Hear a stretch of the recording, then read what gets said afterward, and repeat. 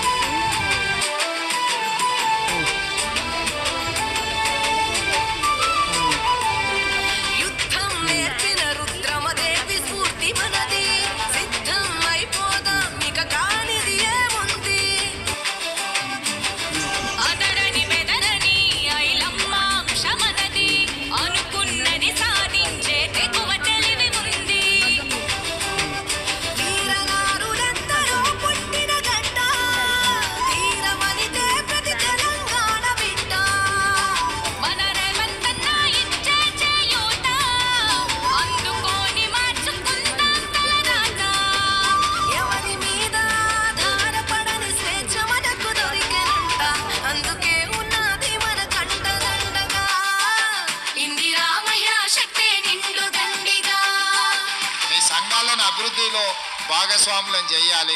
ఇంట్లో ఆడబిడ్డ చేతిలో నగదు ఉంటేనే ఆ ఇల్లు చక్కగా ఉంటుంది. మహిళా శక్తి ఏందో అందరికి సమాజానికి తెలుస్తుంది.